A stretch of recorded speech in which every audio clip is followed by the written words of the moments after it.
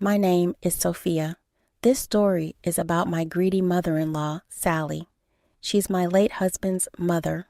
Although I don't like calling her that, she never deserved the title of a mother. If you think I'm being unfair about this, you need to hear my story. I met Jared when I was in college. We were in some of the same classes and hit it off from the very beginning. We had some common interests and hobbies that tied us together. Back then, we were both struggling. I had a daughter, Alice, from my teen years, whose father terminated his rights. While my parents did help me out with her, I was working 2 jobs to get through college and take care of my child. It was a very difficult time, but I knew there was no other way. Jared also had financial troubles of his own. His mother kicked him out of the home when he turned 18. She told him that he is an adult now and should not expect any money from her again. Jared begged his mother to house him at least for a little while. What little money he had made from his teen years was actually taken away by Sally because she thought she deserved it for raising him. So Jared was penniless when he was kicked out. He had to also work 2 jobs to pay tuition and make some savings. Our joint troubles also brought us closer over time. We had to work hard to balance our relationship and responsibility. As a result, we became a strong pair and were admired by everyone. We graduated college and I joined a job. Jared, on the other hand, wanted to start his own company. We sat down to think things over. While his strategies were great, money would be tight. So, he decided to move in with his mom. She had been pestering him for money, and he agreed to pay her if she let him live there. Things went south pretty quickly from there. While Jared was living there, I was rarely allowed to visit. Sally said, "My son is already low on cash. He doesn't have enough money to have a girlfriend, especially one that comes with a big burden." Excuse me, my daughter and I are not burdens. I earn and provide for my daughter by myself. That is exactly why I couldn't take in Jared, even if I wanted to. Exactly. If you had adopted out your brat, I didn't need to have my son freeload on me. He would have been out of my hair. Mom, I don't freeload on you. I pay you a lot of money and rent and even take over your debts. It's not like you let me live for free. Besides, Alice is not a burden. Don't talk like that about a child. Why won't I? Children are burdens. Look at you, Jared. I thought I would be rid of you when you turned 18. Now you are here depleting my income. Stop talking to your son like that. He is literally paying to stay here. I deserve the money. I am his mother, and he needs to pay me back for raising him. This is just an example of what Sally was like when we were struggling. At times, I wanted to take away Jared from her clutches and keep him away from her toxic behavior. However, Jared didn't want to go. He said that even if he left, his mother still wouldn't stop asking for money. His mental health was in shambles. I was worried about him. This went on for a year before Jared finally gave in and moved in with me. I said, "Listen to me, Jared. You can't stay at your mom's anymore. You're going into depression and I can see it. I know you are barely saving money for your business. I know you skip meals to make money. This has to stop. Move in with me." I want to, Sophia, but I don't want to be a burden to you. I'm already shuffling jobs and struggling to invest in my business. I think I have to give up my dream. Absolutely not, Jared. Listen to me. Move in with me. I will take a side job to help us. You don't have to pay anything. I'll cover the rent and everything. You just focus on your business and use your paycheck on it. After a lot of back and forth, Jared finally agreed. He moved in with me, much to Sally's disappointment. When Jared told her about moving out, she said, "Oh, so you're abandoning your mother to pay for Sophia and her brat. How could you do this to me? I am your blood. I gave birth to you, and you are betraying me for people who aren't even your blood. Mom, even if you gave birth to me, you have failed as a parent. You never thought twice before financially abusing me and cutting off help when I turned 18. I've already wasted enough money on you. I should have seen you don't want me to succeed. Your stupid business will never become a reality. Just because I give you a house, you started to think you deserve everything in this world. Once you leave, it will teach you what it's like outside. Then I will throw you out when you come begging. Yes, that's what she thought of him. Sally thought Jared deserved to be shackled to her for life. However, I wasn't going to let that happen. I promised Jared I would help him succeed. After 2 years of immense struggle, Jared's business reached great heights. I won't reveal the name of the company, but he did make it big. Me, Jared, and Alice also became closer and developed a strong bond. Alice especially formed a strong bond with Jared. She looked up to him and considered him family. Jared also embraced Alice as his own child. Once we were settled enough with a good nest egg, he proposed to me. He told Alice that he wanted to adopt her. Alice, who never had a father figure, was already considering Jared as her dad. So, the adoption took place soon, and we got married a year later. When Jared informed Sally about the engagement and adoption, she said, No, you can't marry Sophia. If you do, she needs to get rid of her brat's daughter. There is no way you are adopting her daughter." "Why? What makes you think my daughter needs to go? You have some nerve to expect me to abandon my daughter." "Mom, I love Alice. She is my daughter at heart. All I want to do is make it legally true as well. There is no way I want her to go away from us. She is not your blood. She is not a child and never will be. You need blood heirs for your company. They are not good enough. You should find someone who doesn't have children." "Mom, you are going too far. This is none of your business. We are only informing you out of courtesy." "Bother, and my opinion is important to you. I know what is best for you. You don't get to have an opinion on who I marry. I'm not going to budge anyway. I am marrying Sophia and adopting Alice. That's final. You will regret this when they end up using you for money. I can't believe Sophia made you raise someone else's child." By that point, we knew that making her understand would be completely useless. So, we chose to reserve our dignity and walk away. I did feel sad and insecure about what Sally said.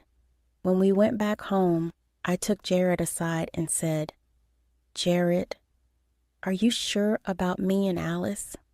I don't want you to feel pressured into anything. You know I can't drop Alice for anyone. I will understand if you choose to leave. Are you serious? I was the one who insisted on proposing to you and adopting Alice. I thought about everything, Sophia. You and Alice are my family. I would choose this family over anyone else anytime. Sorry for offending you." Sally's words get to me a bit. "Don't worry, Sophia. I can understand you are anxious. I heard enough today. We will be in low contact with her from now on. It's not like she's the best mom in the world anyway, so we decided not to have Sally around as much. She did complain a lot that Jared was moving away from her and alienating her. She was also not pleased when we didn't include her in the wedding.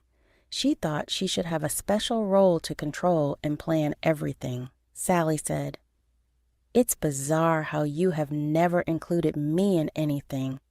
I'm experienced and wise with much better taste than yours.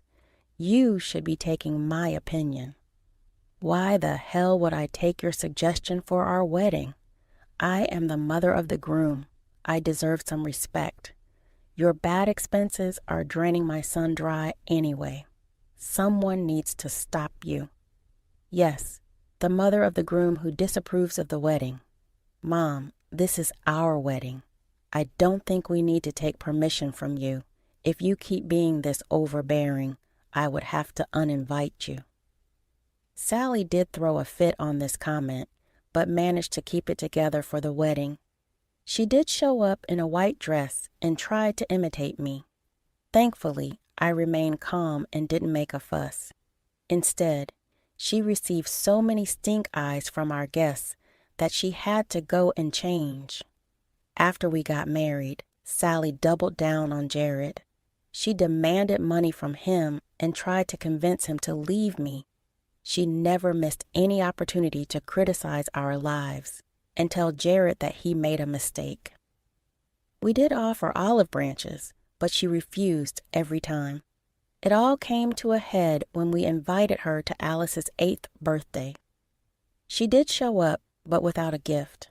When Alice ran to her calling her grandma, she said, "You, don't call me grandma. I'm not your grandma." "But you are my grandma." "Absolutely not. My son Jared is not your dad. He only lets you call him that because he pities you. He won't be your dad when he has a child of his own."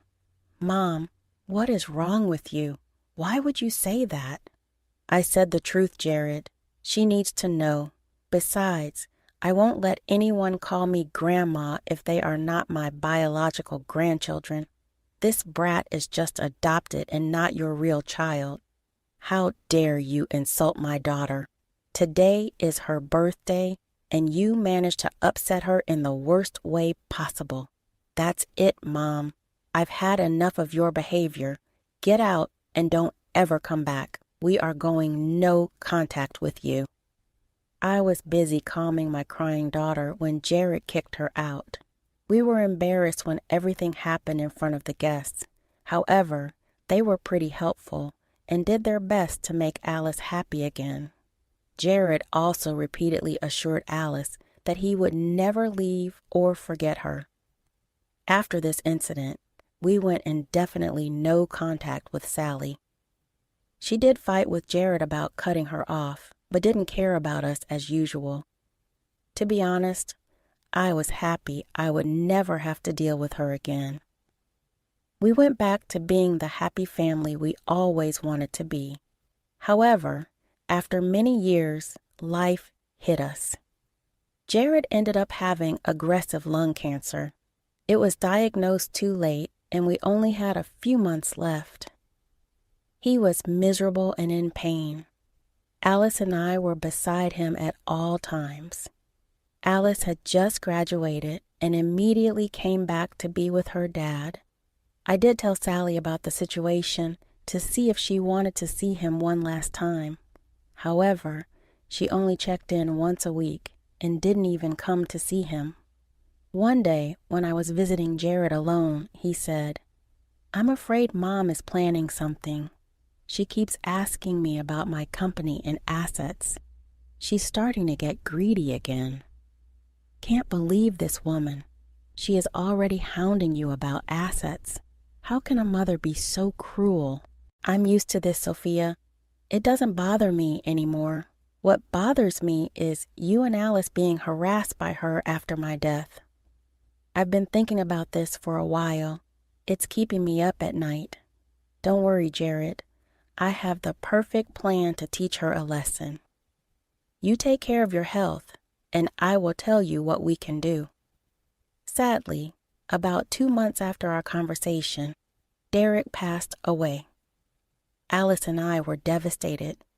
Frankly speaking, none of us have been the same. We had to arrange the funeral and inform everyone in a very short time. It all felt very surreal to me. I also invited Sally with the last bit of hope that she would grieve for her son and accept her mistakes. She was his mother, after all. Sally did show up to the funeral. I thought she had finally come to her senses and was there to grieve for her son. However, her motives became very clear soon. She walked up to me and said, "There you are, Sophia.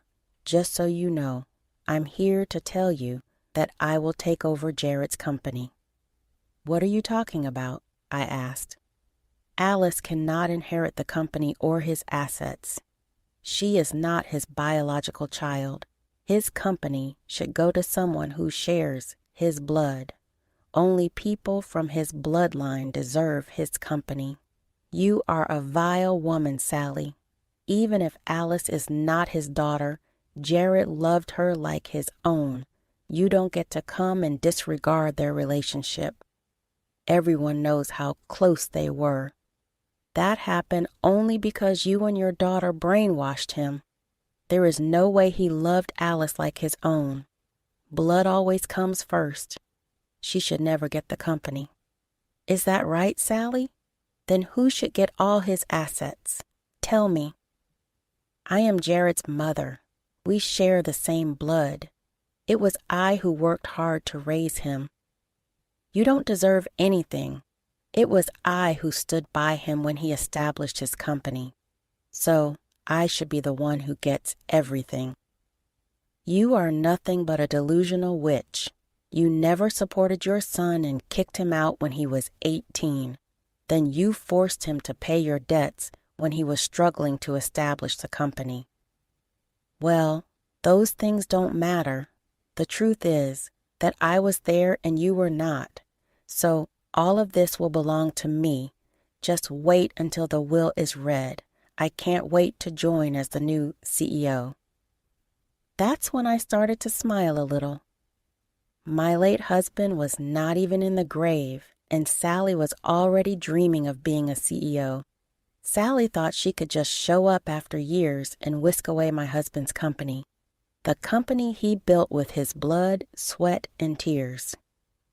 Let's also ignore the fact that she is completely incapable of handling a company this big. The audacity of this woman to think she can just take away someone's property is mind-blowing. Making a scene and shouting at her won't accomplish anything. There were lots of people around, and I wasn't brought up to act like a bad woman.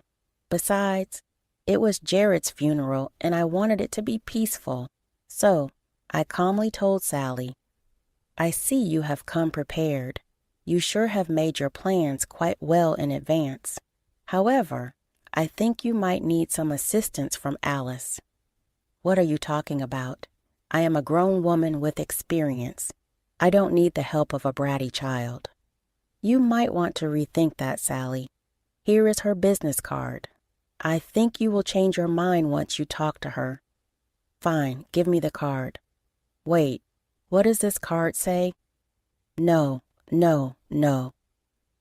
The reason for her sudden change in tune was that she finally saw what was written on the business card. You see, Sally will never become the CEO of my husband's company. That's because Jared already made Alice the CEO and transferred the company to her name before he died. When he was in the hospital, we talked about our issues with Sally and unanimously decided on this. Sally didn't know any of it. She said, No, this can't happen. Alice is not the CEO. She can never be the CEO. That brat is not fit to have such a high position. Only I deserve this company. And you know this because you have been such a good grandparent, right? You have some nerve criticizing and judging my daughter when you haven't even had a relationship with her. I always knew you and your daughter would ruin my son. Now you have managed to lay your hands on his assets. I have already hired an expensive lawyer. He will crush you in court. The judge will agree that only the blood family can inherit Jared's assets. Sally said that and left, but not before making a few threats. She didn't even wait for Jared's funeral to be over. I didn't care, though. I knew she would be back begging for help. Alice and I got through the funeral and went back to our home. Even when my heart was heavy, I was satisfied that I was able to protect Jared's company from his greedy mother. I kept his promise and took care of his legacy. As I predicted, Sally showed up at our house again. Apparently, her lawyer had told her to try and settle things out of court. No lawyer in their right mind would want to fight this out, even if they knew Sally was entitled to nothing. However, Sally was convinced she deserved something, if not all. She said, "I am here so that we can settle things out of court. I don't want to pressure you since you two are still grieving. We can just consult with each other and find a solution." "There is no need to consult anything, Sally. We already have a decision. We are not giving you a cent. You can go through with the courts. Now, you have to think rationally. I'm doing this for your benefit. Let's just discuss things so that all three of us will get something." "There is no need for that. Jared already decided what will be left to whom. If he wanted anything for you, it would have been in the will. He already divided everything when he was alive. I'm sure there has been some mistake. I am his mother and should get some assets. You have some interesting dreams in your head, Sally. I don't know how to make this any clearer. You will not get anything, and neither are you entitled to anything. We'll see you in court if you insist on fighting us." "Look, I already spent a lot of money on a lawyer. I simply can't afford to go to court. I'll go into debt. Please just sign over something so that I can retire and have a comfortable life. I deserve this much for raising your father. You don't deserve anything, Sally. You're just a nasty old lady who wants lots of money. You never even visited Jared when he was withering away in pain. Now you have come begging for help. How can you say that? I am your grandmother. You cannot do this to me. Don't make me laugh, Sally. You always told me an adopted child or stepchild would never be your grandchild. We never had a relationship because of your decision. You are no one to me. Now that you have your answer, I think it's time to leave. Don't ever think about pestering us again. Next time, we will call the police and press charges for harassment." Alice and I then kicked Sally out of the house. We didn't care where she went or who helped her. She needed to understand that her tantrums wouldn't get her anywhere. The extended family refused to help her out as well. Her lawyer's fees were piling up, and she was getting into ongoing debt. When the court date finally came, the judge laughed her out of court. She finally understood that she had no leg to stand on. Last I heard, Sally was back in her small town and barely getting by. It doesn't look like she will ever retire in this lifetime. Her decision to hire an expensive lawyer was stupid and reckless. She ended up losing her little savings to pay his fees. No one wants to keep in touch with her anymore. She's alone and miserable. Meanwhile, my daughter is prospering at the company. Everyone there already likes her since she is an intelligent girl. Since joining the office, she has moved in with her fiancé and is looking forward to a wedding next year. I, on the other hand, am trying to move on and stay strong for Alice. Losing Jared was hard, and I don't think I'll ever fully recover from this. However, I'll be here for my daughter and to keep the memories of Jared alive. I'm sure he is smiling down at us and having a good laugh about